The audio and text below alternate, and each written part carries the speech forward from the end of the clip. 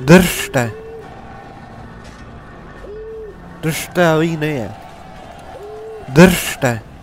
Palte.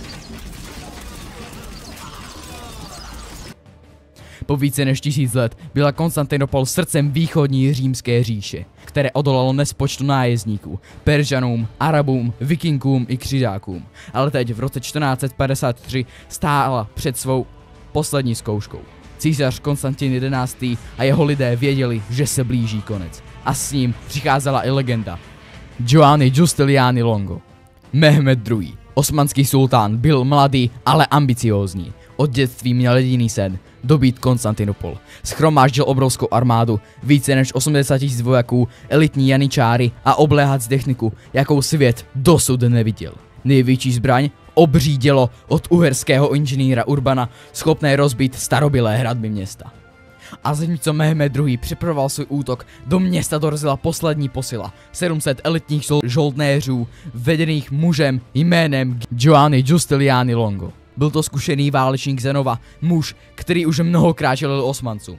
S císařem Konstantinem XI. Se dohodli, pokud Konstantinopol padne, a bude to až po krvavém boji. 6. dubna 1453 se nebe nad Konstantinopolí roztřáslo. Osmanské dělo vypálilo první ránu a hradby si začaly odtřásat. Každý den zasahovali desítky střel. Byzantinci pod vedením Giustinianiho opravovali škody a zdrželi linii. Bojovali dnem i nocí, zatímco Mehmed připravoval svůj finální útok. 29. května. Poslední den Konstantinopole. Osmané spustili rozhodující útok. Po několika hodinách krvavých bojů došlo k nejhoršímu. Giovanni Giustiniani Longo byl vážně zraněn a jeho muži ho odnesli z bojiště. Obránci viděli, jak jejich nejlepší veletel padá a jejich morálka se zhroutila. Osmané prolomili hradby a Konstantinopol byla ztracena. 3 týdny, tak dlouho Osmané pálili na hradby.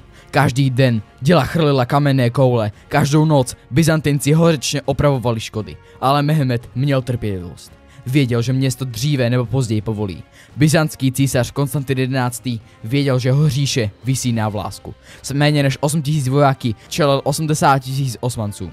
Potřeboval zázrak. Mehmed chápal, že musí být chytřejší. V noci nařídil přenést flotilu po souši, přes pahorky, lesy a útesy. Byzantinci ráno nevěřili vlastním očím. Osmanské lodě byly uvnitř přístavu. Konstantinopol už nebyla chráněná ze žádné strany. Mehmed věděl, že Evropa Konstantinopol jen tak neodpíše. Největší hrozbou bylo Uhersko a knížectví Valašsko, takže Rumunsko. Uherský král Ladislav V. a jeho regent Jan Hunajdy byli obávanými válečníky, kteří už v minulosti Osmanům způsobili těžké porážky. A valašský kníže Vlastislav II. Turek byl známý svou nenávistí k Osmanům. Kdyby Uhři a Valaši zasáhli, Mehmedova armáda by se ocitla v pasti mezi zdmi Konstantinopole a vojsky, která by mohla udržet ze severu.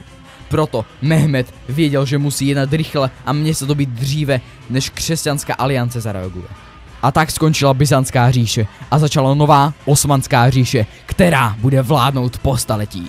Giovanni Giustiniani Longo zemřel několik dní po bitvě. Byl posledním velitelem Konstantinopole. Ačkoliv padl, jeho jméno nikdy nezmizelo. A když Konstantinopol padla jedna éra. Ale jejich boj nebyl marný, protože i v posledních chvílích se z města nesl hlas. Hlas neústupnosti. Hlas, který říkal, že svoboda a čest jsou větší než jakýkoliv národ. Větší než jakýkoliv imperiální plán. Konstantinopol padla, ale její příběh se nikdy nestratil. Každý, kdo bojoval, každý, kdo se postavil, byli to ti, kteří věděli, co je správné. Ačkoliv nepřišel zázrak, nezemřela naděje. Když jedno město padne, jiná povstávají. A tak začíná nová kapitola historie.